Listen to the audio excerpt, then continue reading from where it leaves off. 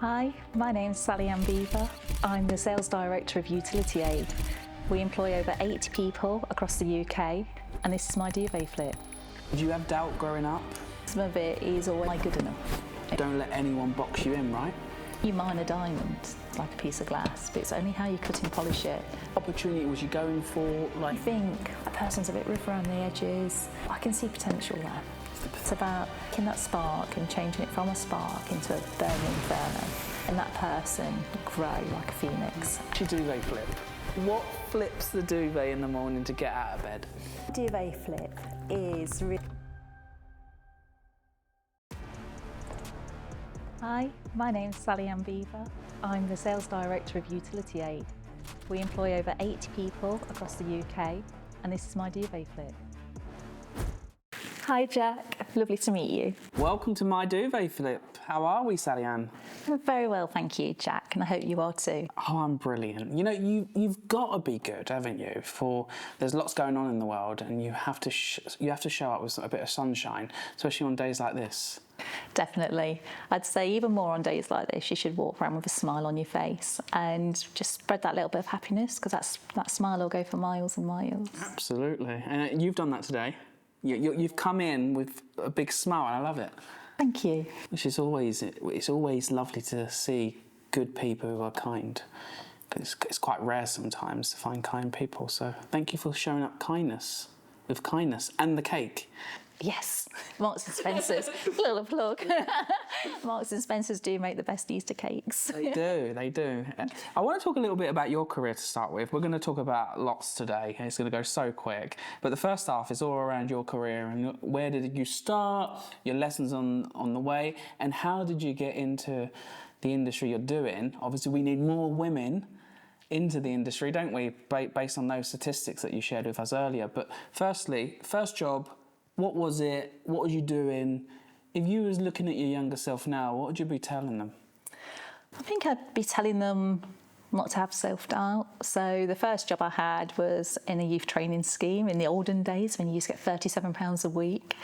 And in those days, you had to go into training school before they'd even let you on the like company floor as such, and so you had a year's worth of training, and that was like typewriter skills and all sorts, and how to answer a telephone, which was quite good really, being put into that environment. I think looking back, I left school, like I said, with only limited education, but it was always a case of I wanted more, and so whenever training opportunities came up, I'd always go forward for it, because you can never stop that knowledge, and especially in our industry, the energy industry, it's forever evolving. And there's always something new to learn. There's always something changing. In our country, it is a very hot topic, and especially in charity and not-for-profit sector, we try our hardest to get them onto that journey, but affordable, because those sort of organisations want to do the right thing, but there's just no money, and it's about how do we support them. So the journey, like I say, it evolves, but it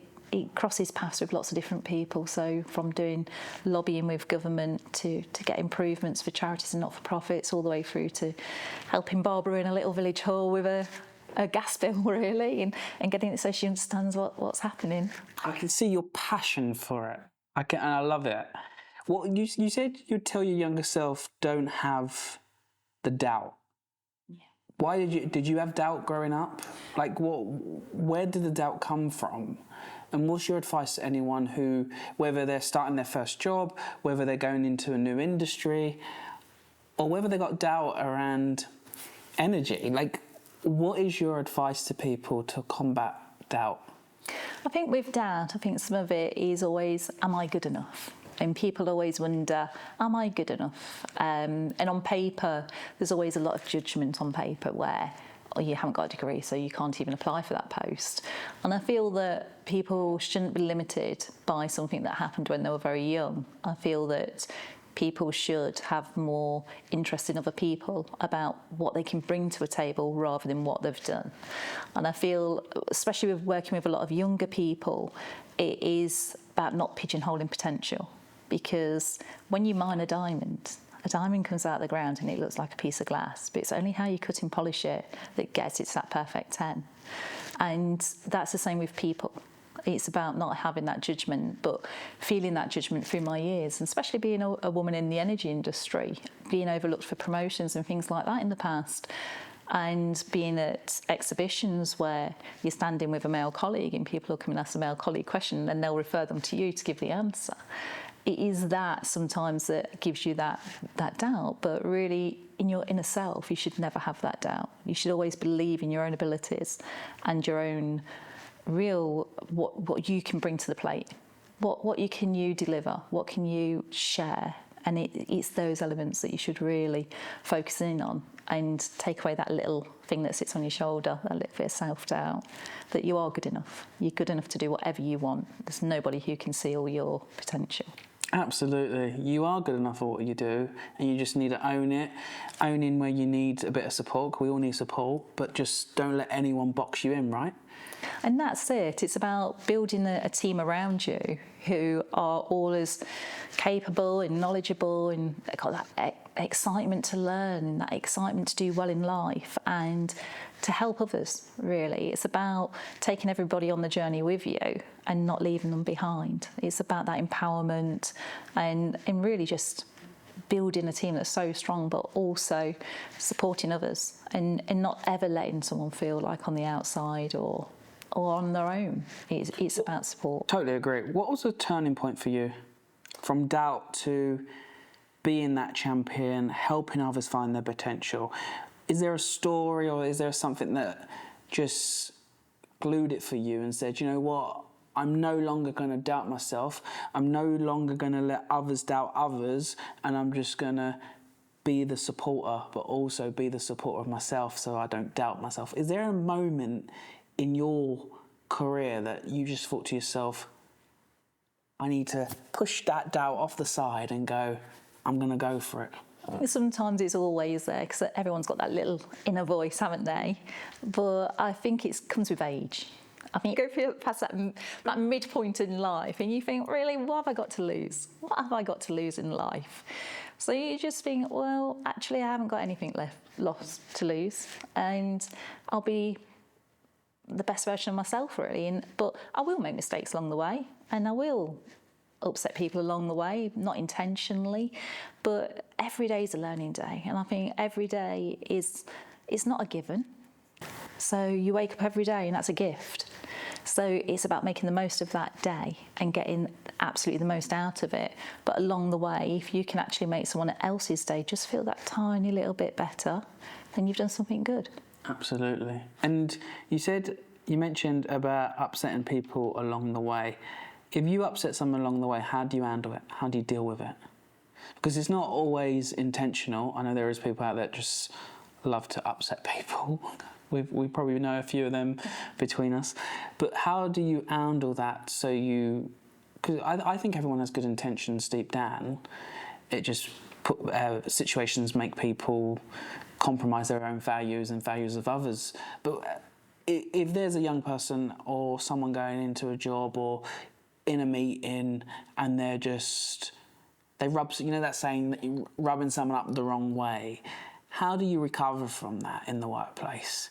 Especially when everything's over emojis and texts now, it's really hard, isn't it, to look someone in the eye and say, you know what, apologies for that. Yeah, and that's it. It's just taking accountability, isn't it, and ownership, and sometimes saying sorry, but meaning it and learning from it. So it's about learning from your behaviours, your mistakes, and reflecting back. How could I have handled it differently? What could I have done differently? How would I have felt if I was that person? So, yeah. It's the important thing, isn't it? How would I have felt if I was that person? Yeah. That's it. So what happened next? You was on this fantastic training scheme for a year, and you learned how to use the phone and typewrite. I don't know if I've ever seen a real typewriter, but you know what? It is what it is. They might come back. You never know. You know these things tend to come back. What happened next in your career? Like you said you worked your way. How did you work your way? How did you not get passed for that promotion? How did you get the promotion? How did you keep going?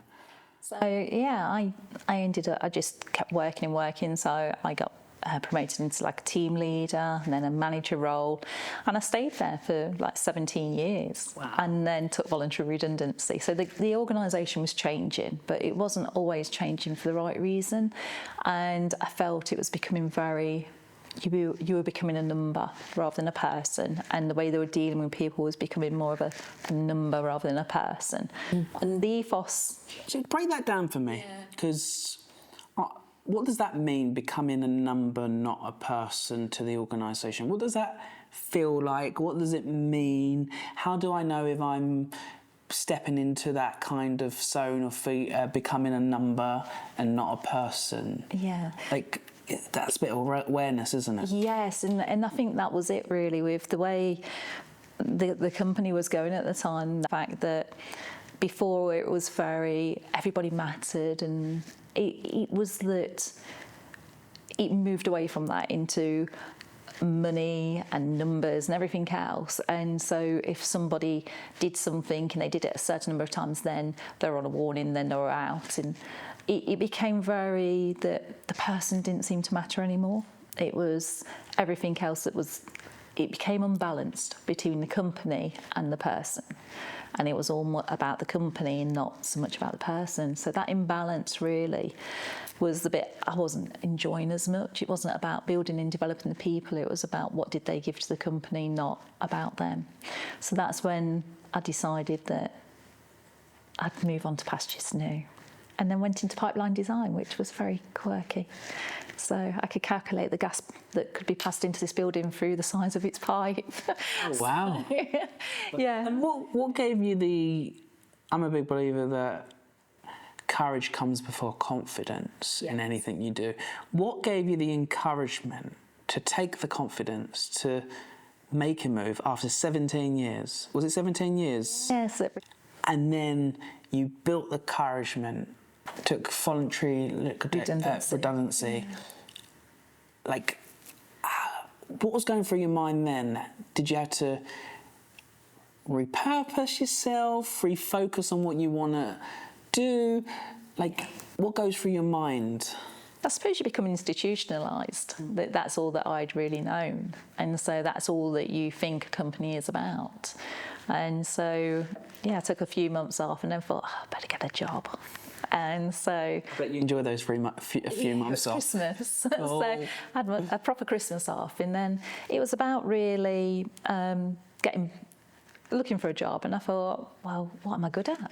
It's quite hard, isn't it? So I went back into the industry, as into National Grid side of it. Were you asking that question too? What am I? Really? You're asking it yourself, like, so you're having some time off. It's near Christmas. Yeah. You're thinking in your head, okay, I'm going to go back into work. Yeah. But then you've got this period where you say, but what do I want to do? How do I want to show up going forward? How did you get to your answer on what you wanted to do? It was literally, I contacted an agency, and straight away within one day I was back in work before I even knew it. And it was one of those where I didn't really give myself that much time to process it. It was a case of got back into work. But then I fell off the hole, she got back on. I did, yeah. And then I just thought, stayed on that horse for like 2 years, and then I thought, do I really want to be calculating pipe capacities for my life? And I missed the leadership side. I missed managing people. And so I went into local government and became a team manager in local government. You was working for a council? So I stayed there for 6 years and working in planning and building control, which was quite interesting at times. So yeah, and then I went to work for Nottingham City Council, working in children and families, which was managing all the admin of the children's centres right across the city, with a colleague. And again, it was very politically led, where money was, everything, and we made some big cuts and still had to keep the services running. And again, you last so long, and then you think, I can't do this. Yeah, it's... And what is that? Like, tell me that feeling when it's like, I can't do this. Yeah. Like, what would I be feeling? Like, what am I feeling when I'm getting to that stage where this is not for me, I can't do this anymore, I'm out? Like, what...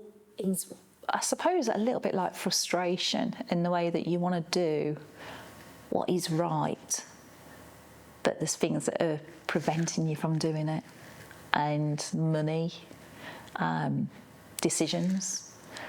And so some of the things you really want to do, but you can't, and then you feel a little bit like lost because your heart's in the right place, but that's been superseded. And as much as people are doing to support and help and everything else, there's restrictions. And I suppose deprivation, I think, is countrywide, but working in it day after day chips away at you a little bit each time, to the point that do you remove yourself from it? And then do you focus your attention on something else where you can do good? And that's where eventually I've ended up. Yes. So doing what I want to do, which is working with organisations where I can give back and I can help and I can listen and I can do good because they're giving to others. And do you think your career path has led you to where you are now? In a strange way, yes. So those things had to happen? Yes. To make me realise what's good. And now working for Utility Aid, it is one of the organisations who have the customer at their heart. So they have charities and not-for-profits. That is their ethos. That is who they want to be cheerleading for. And it's about cheerleading for people who are already giving. How can you help them? How can you support them? So when it was the energy crisis, there was a lot of housing associations and a lot of people like yourself, you probably got the £400 for your energy, towards energy. But if you were a vulnerable person living in sheltered housing and your heating was part of your rent, when they gave the second lot of £400 out, you missed out because you had to get it from your energy provider and not your local council. So it's about, if you see an injustice, not sitting back being quiet and thinking someone else will take it and solve it.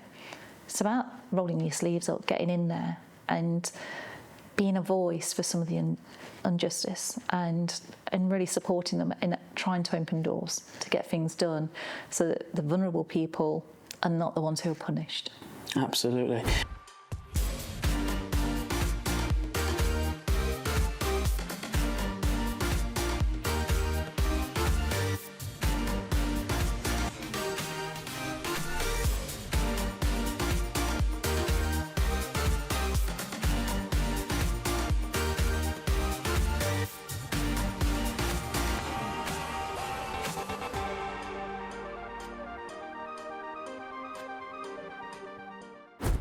Hello, Otto Sergey. Hello, Mr. Alexander.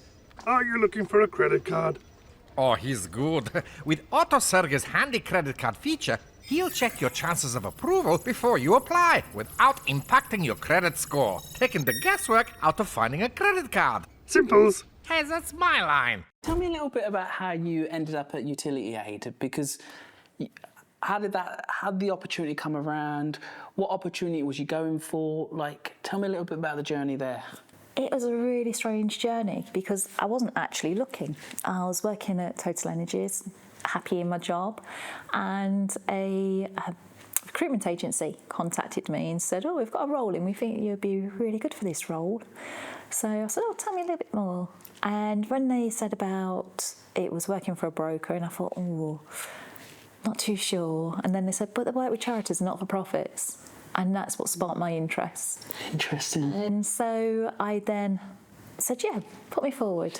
And I then had an interview with CEO, Giles, and he interviewed me about 5 times. 5 times? Yeah. Wow. And my final interview was actually, I went for a meal with him in the board.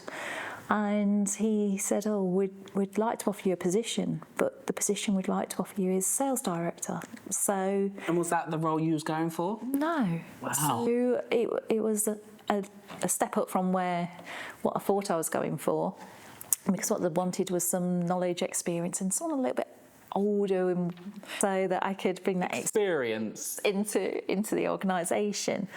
And so after all of those interviews, they offered me the position, and I thought, this is my opportunity now to to work with an organisation that was growing as well. So they're not an oversized organisation, so it's really nice. It's got that lovely family feel to it. Everybody gets on and works well together, and it just feels really comfortable. But also it's about giving back and being able to work with organisations who do so much good in this country, but a lot of the time are not recognised for it. A lot is taken and not given, and a lot is taken for granted.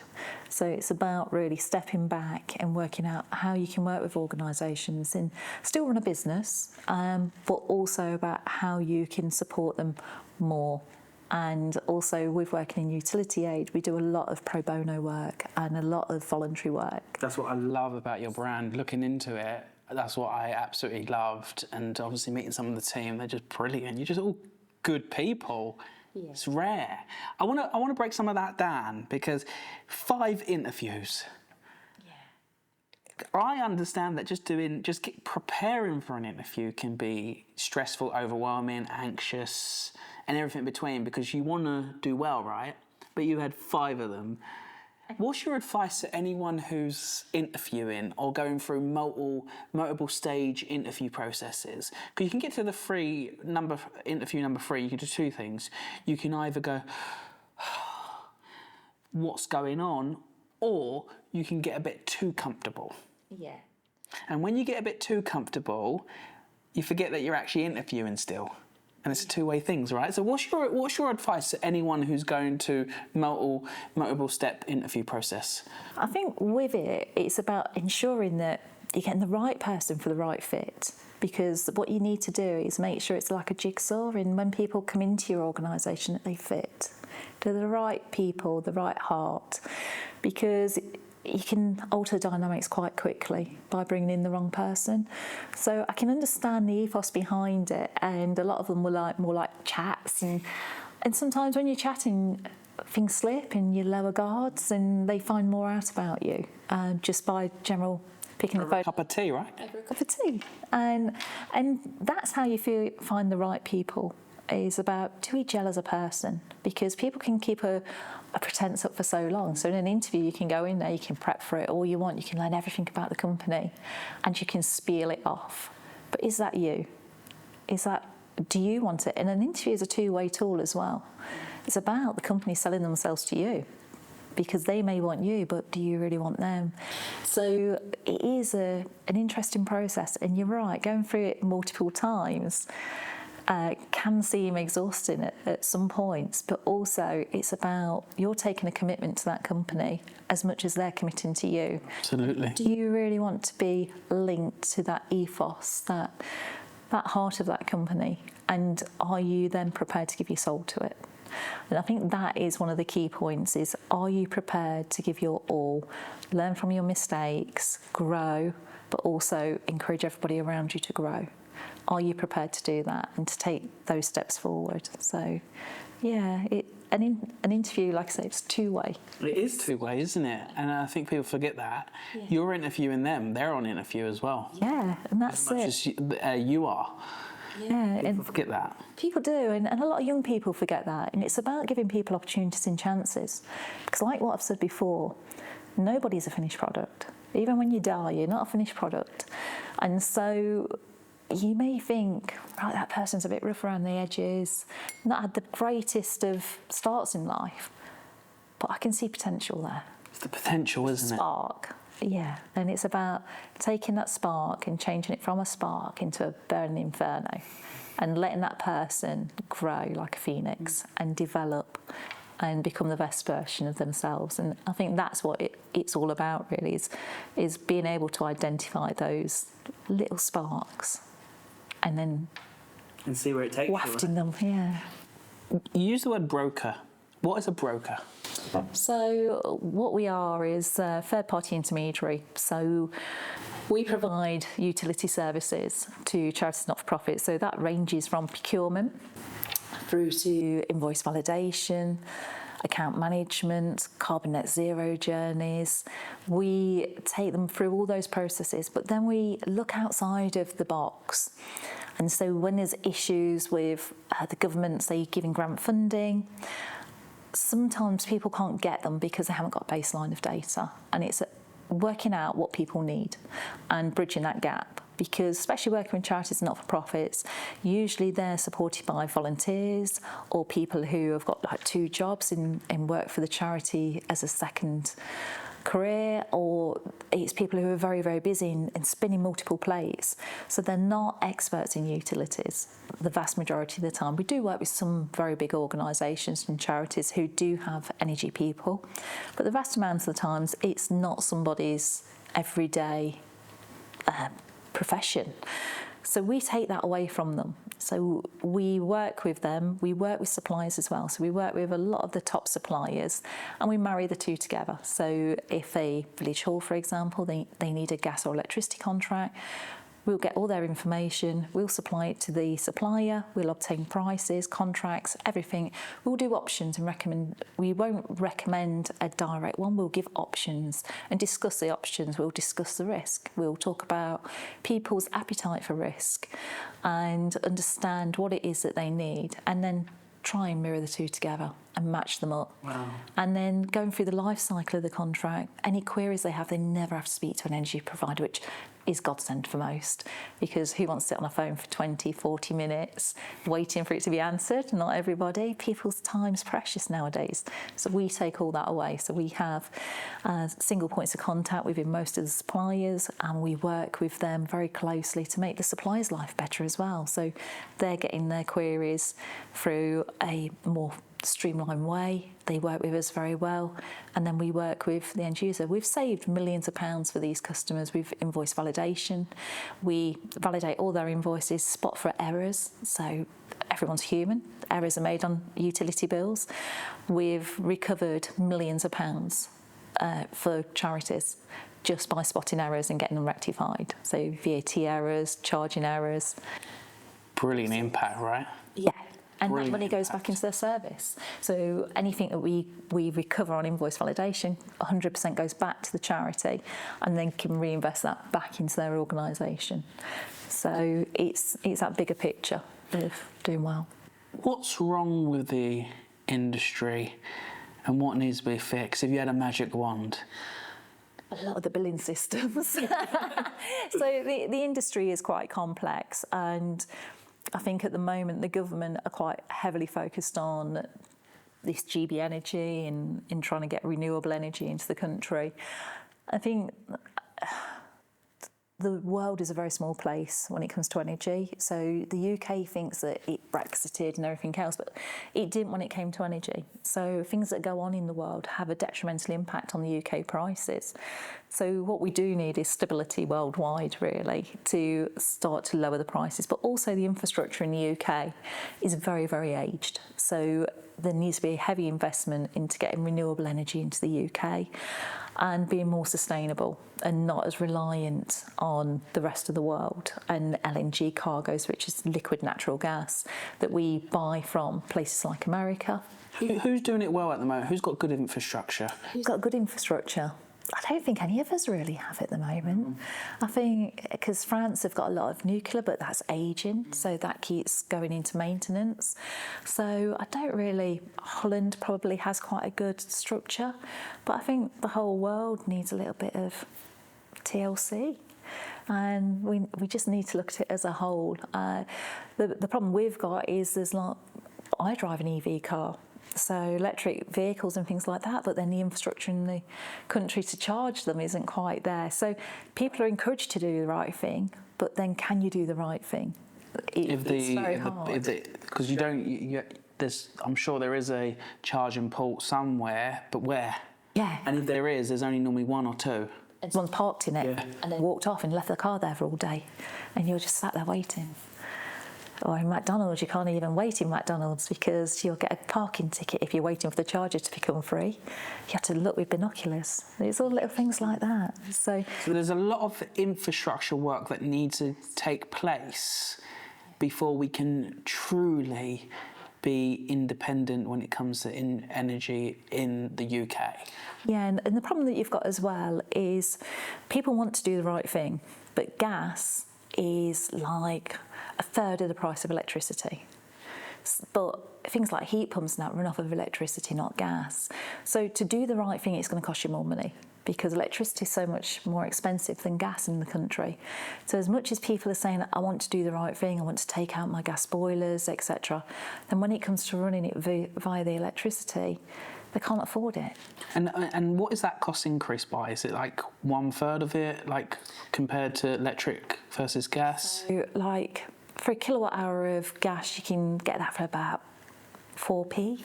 For electricity, you're like 20p. Wow. So there's a massive... That's a massive difference. Massive difference on with the fully delivered prices.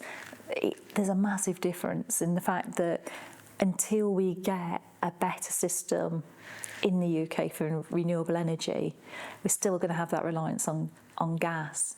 And so I'd rather, at this moment in time, an elderly person keep warm over the winter using their gas boiler than sitting in the cold because they can't afford to run their electric heater. It's that balance, but what is right? And what are some of the things that we can do today to help that? Like, what can whoever's listening in, whether it's a CEO of a massive energy company, use brokers, or whether it's someone who really cares about making sure they do the right thing this week? I think with regards to, there's a one supplier that I'd love to use brokers, but the right brokers, the ones who are there to support people like charities and not-for-profits. I feel that there should be some support out there for charities and not-for-profits, even if it's a product. So if there's a discounted product that it can then be sold to charities, registered charities and not-for-profits, so that they can afford to keep running their services, then that would be perfect. And there are, like I say, some suppliers out there who won't work with brokers, but if they did work with ones who work with charities and not-for-profits, they'd be ideal in developing a product that we could then fully service for these charities, because it's not about the brokers just brokeraging contracts. It's about all the support we give. It's about taking all their administration away for them and enabling them to focus on doing the right things. They need to be focusing their time on the charity they're trying to deliver, not on rectifying an energy bill. And I think that is where people get confused about what a broker's used for. We're used so that we can actually support that charity to enable them and let them just focus on what they want to do and not get lost in the storm of admin. So yeah, I'd love to have a product that is really designed for them and gives them a discounted rate. Me too. I think that's brilliant. We need to get these more of these suppliers on, right? You do. I've already got, as an entrepreneur, I've already got in my mind, how can I get you both into a room? But we'll have that. I've got some ideas, but I'll leave that to off camera. What's going really well in the industry at the moment? Like when it comes to energy, like what's doing well? Because we talked a little bit about the bad, but I'm a happy person. I like to see. And you are as well. Like the glass half full. What's going well? Obviously, there's the great work that Utility Aid's doing. I love it. Even down to someone who doesn't have an email address, helping them with all the admin side of stuff. But what else is doing well in the industry? I think we've had the energy crisis that's gone on for a number of years now. And if you just quickly, if you were to sum the energy crisis up in a sentence, how would you sum it up? Because we get young people come to us all the time going, energy crisis, what is it? Car crash. You know that's going into your trailer, right? Car crash carnage. Further out on the curve, there's a bit of stability.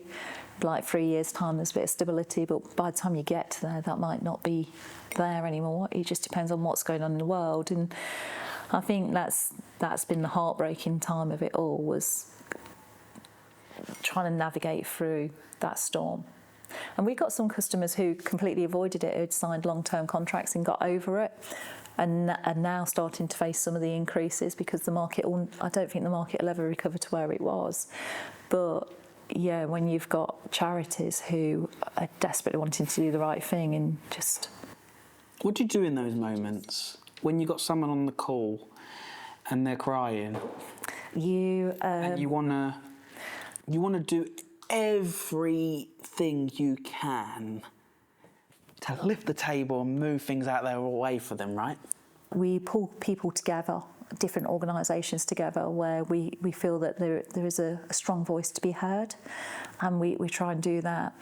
When it comes to the prices, it was a global issue, so that was very hard. We've made payment arrangements in some cases, so we've managed to speak to suppliers and say, can we spread debt over periods of months, and so that they can pay it back gradually. There's lots of things you can do, but it's very hard at the end of the day not to take it home and feel accountable and responsible, because even though it is outside your control, because it is charities and you know the work they do behind the scenes, like we work with a lot of women refugees and safe houses and things like that as well, and you're thinking, if they've got those places to go to, where would they go? If no one can support them, where will they be? Out of all the fantastic stuff that Utility Aid's doing, what's your message to the community? Our message is really, we're here to help, because by taking all that noise away, we can support. We do a lot of pro bono work as well and supporting wider organisations, but I think our passion is predominantly working as a team and looking at how we can support charities, not-for-profits, but helping them without them even realising they need it. So it's been that extra set of ears, set of eyes, and thinking, we can really get you that help you need. So, for example, we produced a carbon net zero pack for charities because we found there was a lot of grant funding out there, but people couldn't get access to it because they didn't have a baseline of data to say what they needed the money for. So on carbon net zero, say it was a village hall, we'd see that if they put a porch on, they'd trap the heat, or if they changed the roof, or if they put insulation in. And it's producing a report that's affordable, and we now produce a report that is affordable for people that then they can take to these grant fundings and say, here's my baseline. Here's your baseline. This is what I need. Can you give me a bit of money, please? Wow. And it's that, and thinking beyond the box of what can we do that will enable them to get the answer they want. And it is that piece of work, and it's nice to be recognised for it as well. So we've got a really good Trustpilot and things like that, where people put nice things on there about what the team have done for them, and it's about working as one team as well. So it's about, if one of us can't do something, can someone else help? How can we help this customer? What's their pain point? I'm very direct and I'm very honest. So what I'm about to say, or you're going, is coming from my heart. You are probably the most kindest individual that we've ever had on the show. That's lovely to hear. Thank you. I see you. See you back. You are a good soul. Thank you. I've really enjoyed this conversation. I've really enjoyed it, just your presence, how you are, how you talk so passionately about the impact. There's no ego, there's all about support. You're just a really good human. Thank you. I want to say thank you. But I've got one more question for you. Are you ready? I'm ready. What's your duvet flip? What flips the duvet in the morning to get out of bed? My duvet flip is really doing that one thing in a day that would make someone else feel good about themselves. Just making someone go to sleep that night and think, yeah, my day was worth living. Well, you've definitely done that for me today, you know. Thank you. I was having a little bit of a bad morning, and you came through the door, and your colleague, and just, you're good people, so thank you. Thank you. And thank you for joining us on the show. It's been a pleasure. Thank you. Anytime. Let's book you again next week then. Jack, I'd just like to ask... Oh, I'll start again. That was a bit of a blooper. And there we are.